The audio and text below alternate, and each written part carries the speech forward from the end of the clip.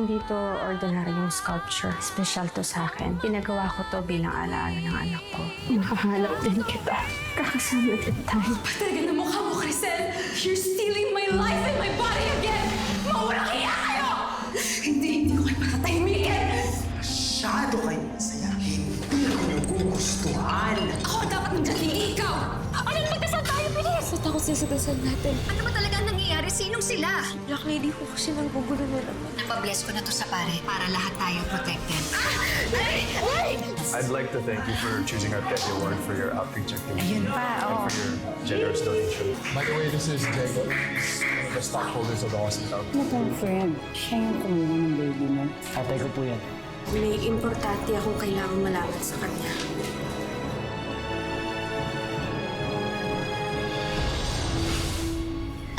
Naisip ko si Crisel. Nalilito ako eh. Yung pagsalig ng kaluluwa niya sa katawan ni Jessica. Parang di ako mapalagay eh. Tama ba yun? Na hinahayaan natin gamitin niya yung katawan ni Jessica? Alam mo, Alan, yan din yung palaging tinatanong ko sa sarili ko. Alam mo yung pakiramdam na may mali? Pero ano gagawin ko? Alam namang paalisin ko yung anak natin sa katawan ni Jessica. Alam mo, maraming magulang dyan ang nawalan na ng mga anak. Pero hindi sila nabigyan ng ganitong klaseng pagkakataon. Hindi ko alam kung ano itatawag mo dito, kung himala ba to, ano, pero lang papasalamat ako nangyari to sa atin kasi nabigyan tayo ng pagkakataon na magsama-sama bilang isang pamilya.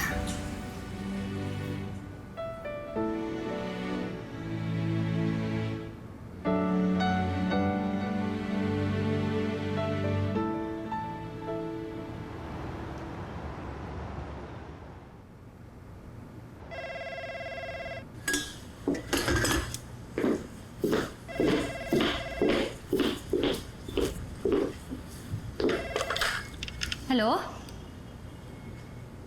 Bisita? Sino to po? Hindi ko po siya kilala eh. Importante daw? O sige ho, bababa na lang ho ako. Salamat.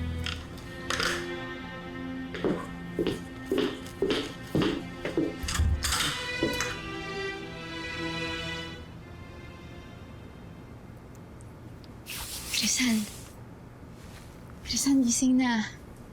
Crisan! Ganda-ganda ng umaga. Bumangon ka na.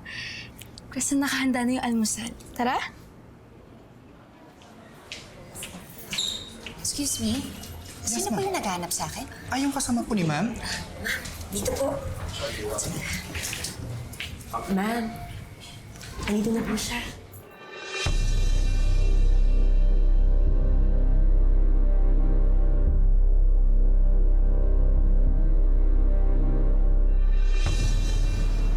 Hi. Ikaw yung naghahanap sa akin? Kayo si Geraldine? Yes. And you are? Maricar po. Ako ang tunay na ina ni Jessica. Nandito ako para kunin ang anak ko.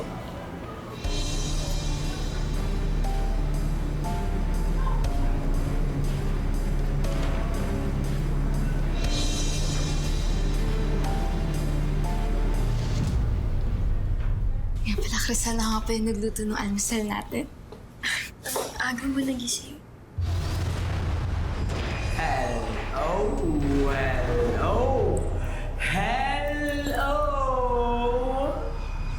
Nistas? Ano naman balak niyo?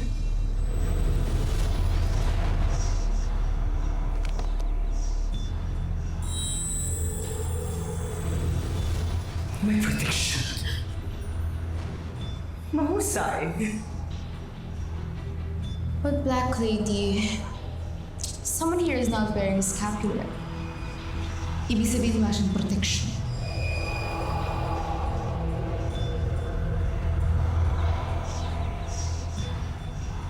Crisel, inisip mo ba na I'd give up easily? Hindi ako titigil agad kinukuha yung katawan ko.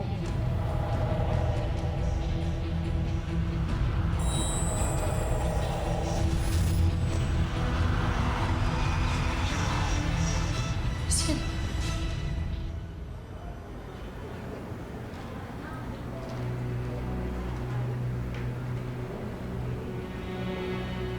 Ma'am, pwede ko ba tayong maupo?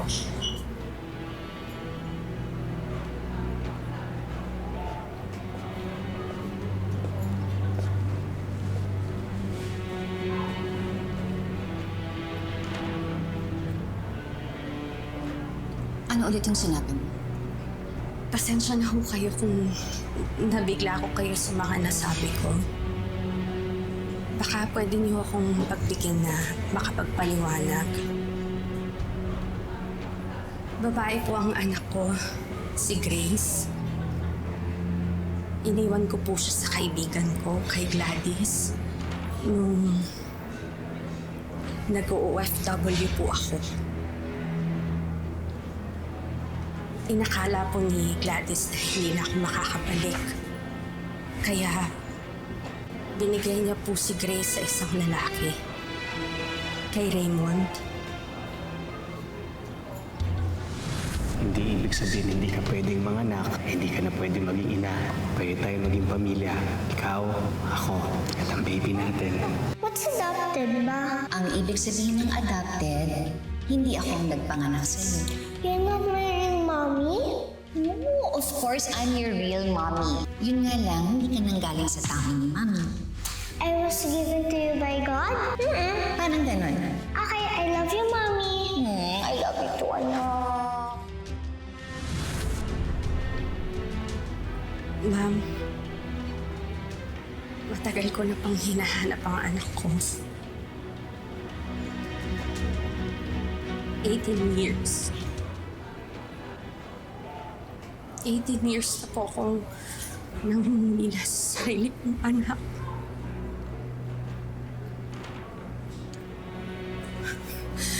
But I never gave up that I will see her again. And finally, nakita ko ulit ni Gladys, si Raymond.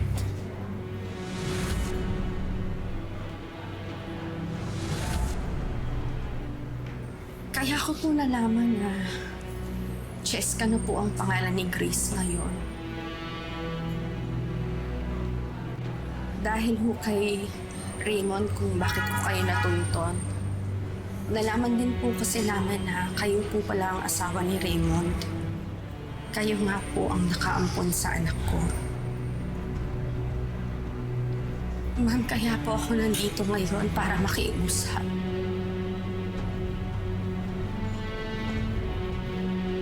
Please, ma'am.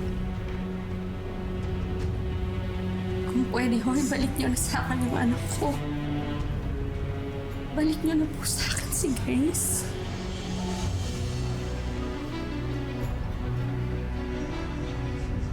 Kasi umalis ka dito, mga pahamak ka. Hindi ako aalis dito, Chris. Bibigyan ka ng rebulto.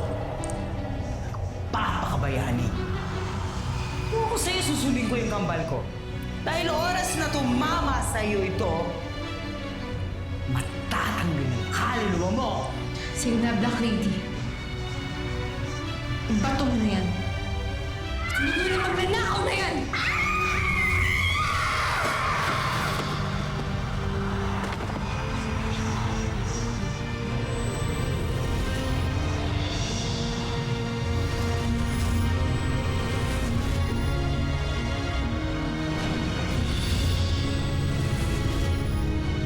Handa ka na bang maging kaluluwa mo?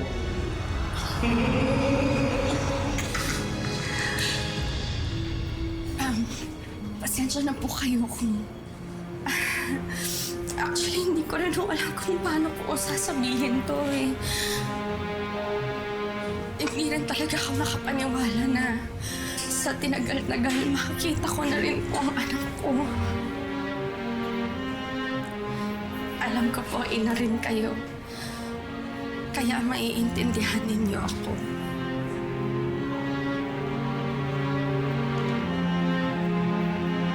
I'm sorry, nagkakamali ka. Wala sa akin ang anak. Ma'am, paano kung wala ang nasa inyo po si Cheska, di ba? Wala sa akin ang anak mo. Dahil anak ko si Cheska, hindi mo siya anak. Ma'am, pero ang sabi po ni Raymond... Si Raymond? Naniniwala ka kay Raymond? Isa siyang kriminal. Hindi ka dapat naniniwala sa tao yun.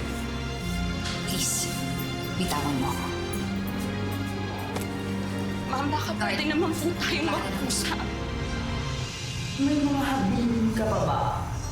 Sinab ng Lilieta, Carna!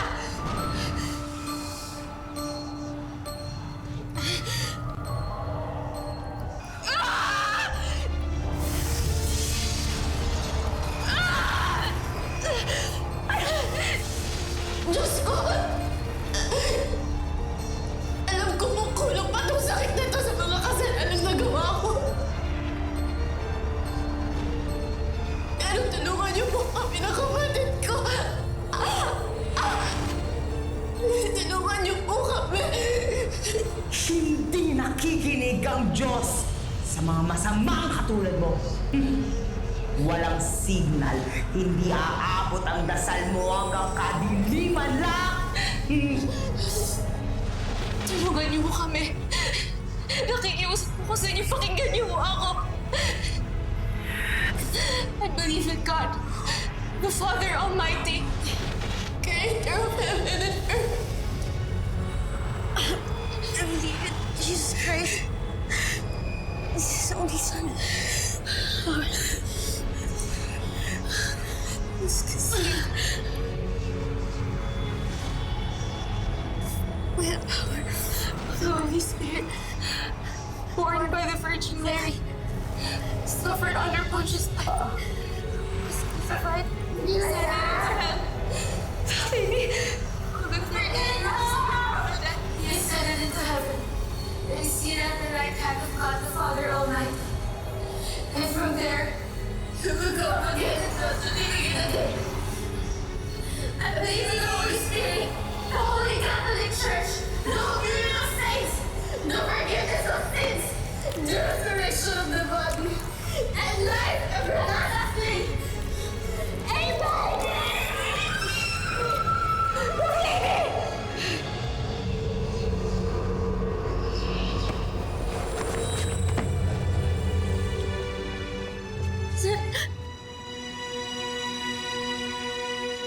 Parang awa niyo po. Gusto ko po makita yung anak ko. Please naman po, ma'am. Ma'am, please. Matagal ko na po siya hindi nakakasama. Please, ma'am.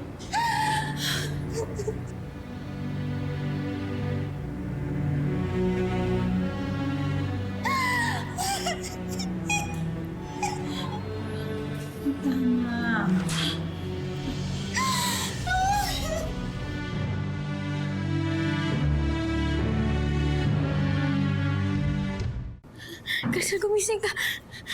Crystal, gumising ka!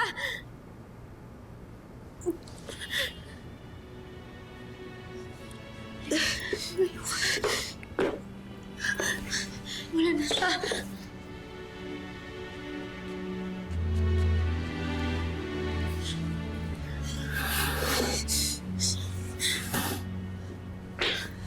Crystal.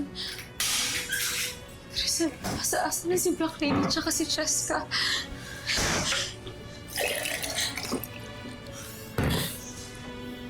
Wala ba sila? Wala na siya, Crystal. Natalo mo siya. Niligtas mo ako. Kahit na alam mong masasaktan ka, niligtas mo ako para ng mga bata tayo.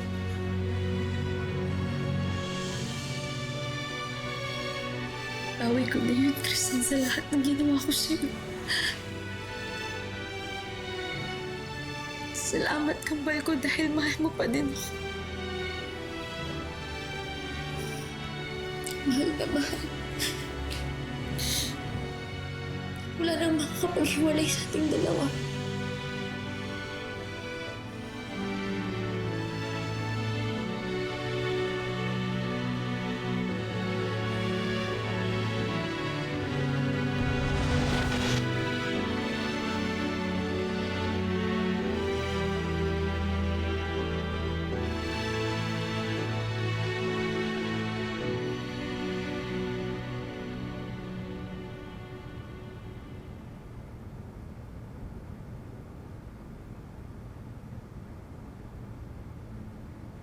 Your lolo would have been proud. It was a successful event. Marami tayong batang napasaya. Salamat, Doc. Salamat din sa sponsor natin na si Miss Maricar. Nakakatuwa ang mga taong katulad niya. Nag-usap kami kanina at gusto pa raw niyang makatulong sa iba pang mga bata. In that way raw, parang nakabawi siya sa anak niyang nawala dati. Magkakilala kaya sila ni Raymond? I don't think so. It's actually her first time sponsoring an event like this sa hospital, so I doubt na nag-meet na sila ni Raymond. Kasi nung nabanggit ko si Raymond, naging interesado siya. Pati kay Ma'am Geraldine. Hiningi niya nga yung address eh. Bakit kaya? Ma'am, pasensya na ako kayo. Hindi ko kayo pwedeng umakyat sa taas. Kung hindi kayo residente po dito. Sir, please. Nakikiusap ako.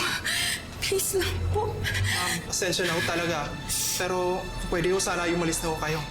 Tara na, Madam Fred. Umuwi tayo. Hindi tayo pwede umalis. Hindi ko pa nakikita si Cheska. Pero ano nga magagawa natin, Madam Fred? Kung dinidinay ng Geraldine na yun na nasa kanya si Baby Grace. Sir, baka pwede akong makiusap. Tawagan niyo naman po ulit si Geraldine. Sabihin niyo po bumaba siya dito. Makipag-usap siya sa akin na maayos. Ma'am, di ba nag-usap na kayo kanina? Sir, nakita niyo naman, di ba?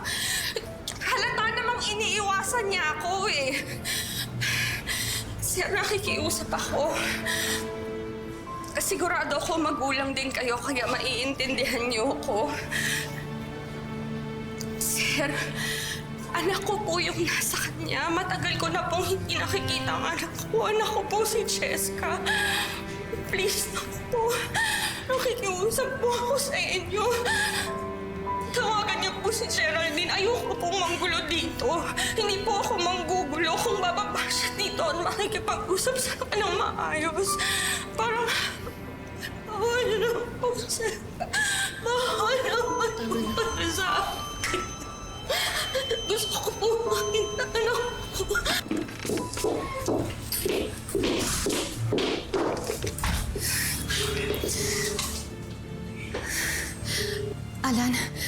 Alan, nasaan ka? Kailangan natin mag-usap. Meron tayong problema. Sabihin ko na lang sa'yo pag pumunta ka na dito. Sige, bilisan mo. Salamat.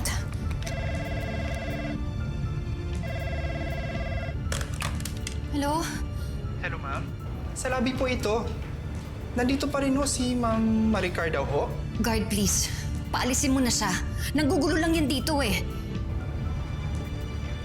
Ma'am Geraldine, Ma'am, naiintindihan ko po na nabigla kayo sa mga nasabi ko. Kaya kayo bigla umalis. Pero ma'am, hindi niyo pwedeng angkinin ang anak ko. Anak ko siya. Please, maawa naman ho kayo sa akin. Buti sana kung naging babaya akong ina. Hindi ko kasalanan ng mga nangyari. Please, ma'am, bumaba naman ho kayo dito. Kausapin niyo ako. Gusto ko lang ho talaga makita yung anak ko. Pagbigyan niyo naman po ako. Maawa naman po kayo sa akin. Please, ma'am.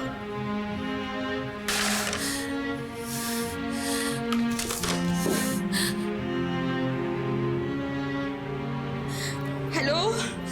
Hello?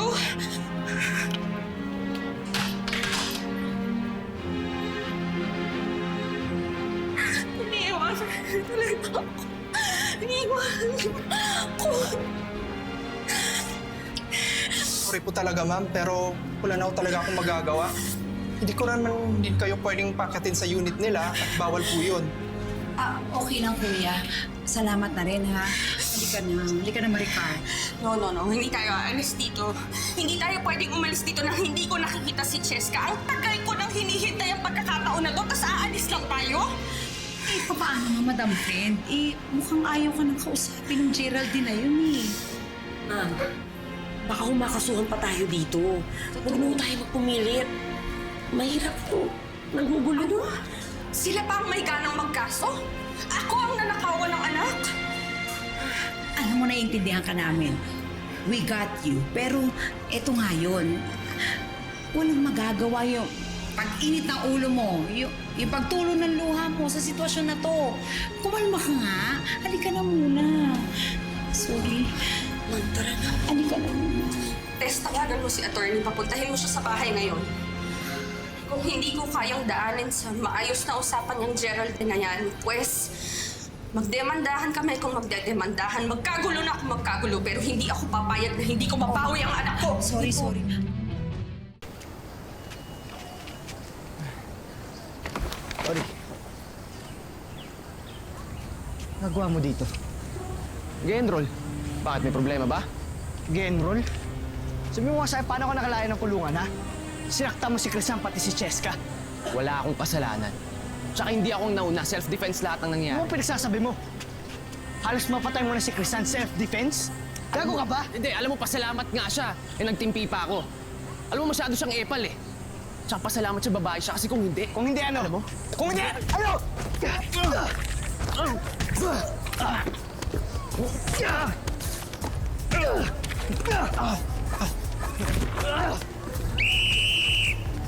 Tama na yan! Swerte ka. Ano? Bading ka ba? Pinapatuloy mo yung mga babae. Gago, wala kang alam kaya manahimik ka. Alam mo, masyado kayo nagpapauto kay Cheska eh. Ngayon, binabalaan kita. Huwag na huwag ka nang lalapit kay Crisan at kay Cheska. Dahil kahit magkapatay tayo, hindi kita kasi ano? Alam mo, boy, masyado kang mayabang eh. Ha? Sa susunod na susugurin mo ko, maubos ang pera ng ospital, kakapagaling sa'yo! O, tama na! Dadal ko sa team! Ano, tara! Tama na, sige na! Kita tayo ulit!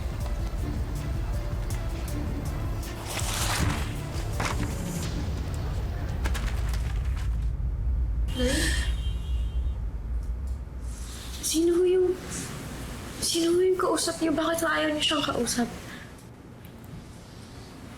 Nay, may problema ho ba?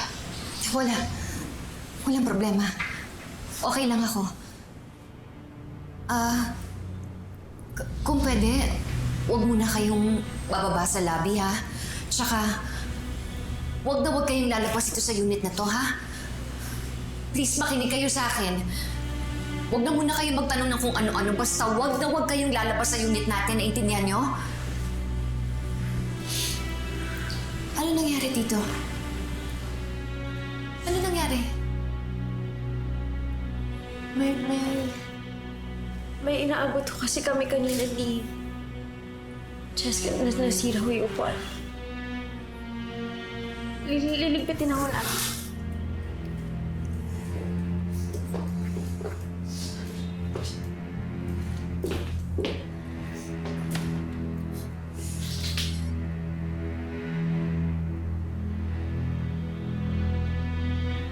Nararamdaman mo pa ba sila? Hindi na, Crisan. Pakiramdam ko, natakot na si Black Lady tsaka si Cheska. Crisan, sana hindi nila tayo gambalain pa ulit. Bisa ang dasal. Pati itong proteksyon na binigay sa akin ni Father. Ibig sabihin, wala na silang magagawa para paghiwalayin tayong dalawa. Geraldine? Nasaan mami niyo? Nasa kwarto ko. Gusto niyo bang tawagin ko siya? Ano, sige. Ako na lang susunod. Geraldine? Crisan, ano yung nangyayari kay tatay?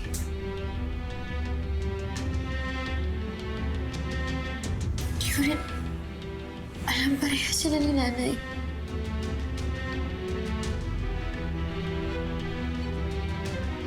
Ano yung nangyayari sa kanilang dalawa?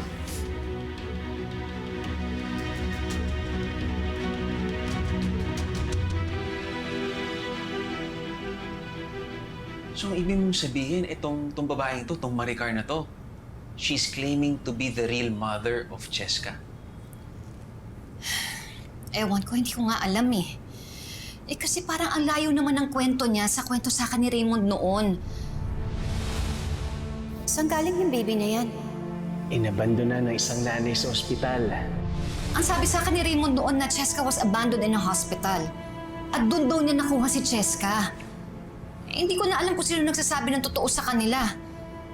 Kasi nga umalis na ako kagad, hindi ko na pinakinggan yung sinasabi ni Maricar kasi nga natakot ako eh.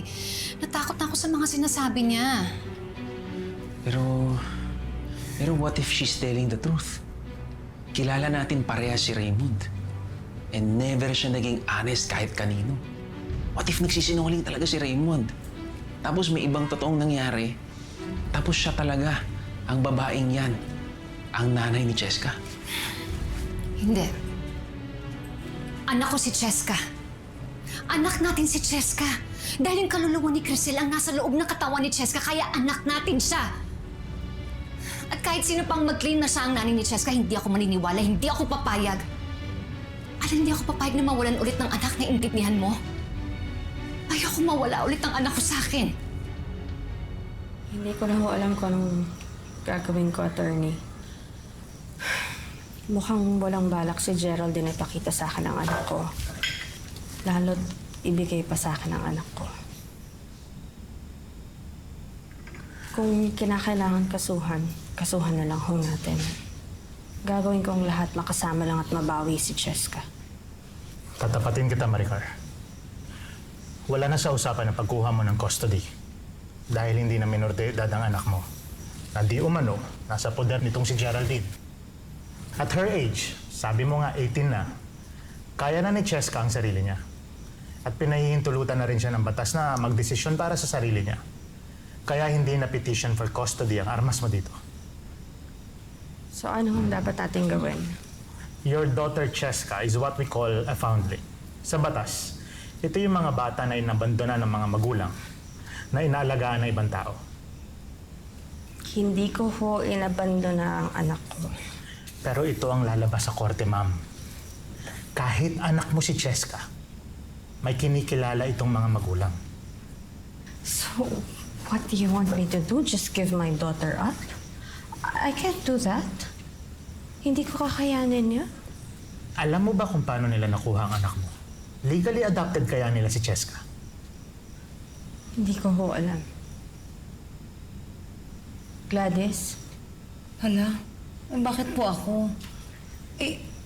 Iniwan ko lang naman yung bata sa pinto ng ampunan. Tapos malay ko ba namang iuwi siya ng Raymond na yun? Ako. Yun ang dapat nating malaman. Kung legally adopted ba nila si Cheska. Ganito na lang. Give me the full name of Cheska and her adopted parents' name. Ipapasilip ko sa mga kakilala ko kung legally adopted ba nila ang anak mo. I'm sorry, attorney. Medyo hindi ko maintindihan. How will it help our case kung legally adopted nga si Cheska? Makakatulong sa iyo. Kung mapapatunayan natin na hindi sila dumaan sa tamang proseso sa pag-adapt sa anak mo. Kapag na-prove natin yon, pwede mo nang kasuhan itong si Geraldine. And we will use that to your advantage, if you know what I mean. Kung yun ang kinakailangan gawin, ibitin si Geraldine. Sige ho. Gagawin ko, mabawi ko lang ang anak ko.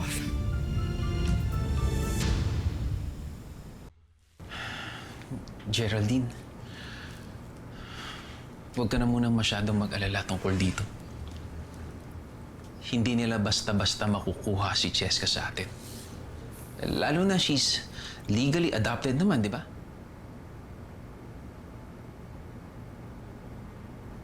Je? Bakit hindi ka sumagot? Cheska is legally adopted, right?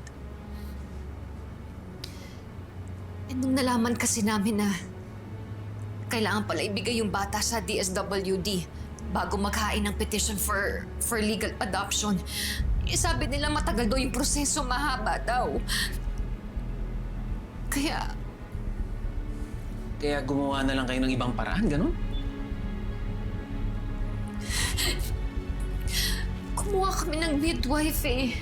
Tapos siya na nag-asikaso siya na umayos nung late registered birth certificate saying na kami dalawa ni Raymond yung tunay na magulang ni Cheska.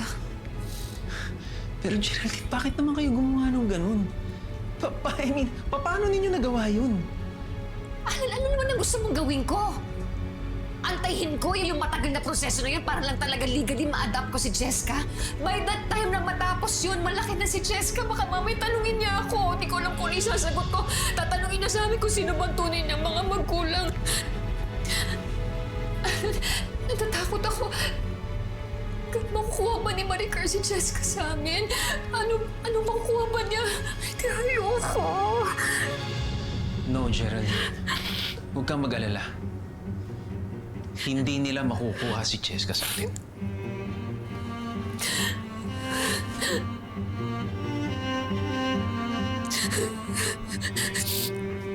Walang makukuha sa mga anak natin. I promise you. Sino ang kukuha sa amin? Nay? Tay?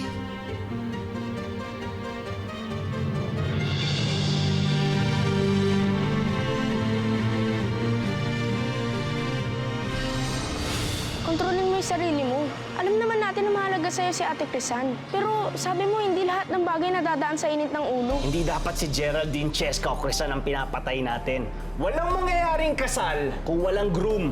Kaya si Alan na isusunod natin. Posible kayang ito ang anak ko? Kamukha mo. Kaya nga the best plan is pumunta tayo doon sa condo, magbakasakali tayo na makita yung anak ko. Sino ka?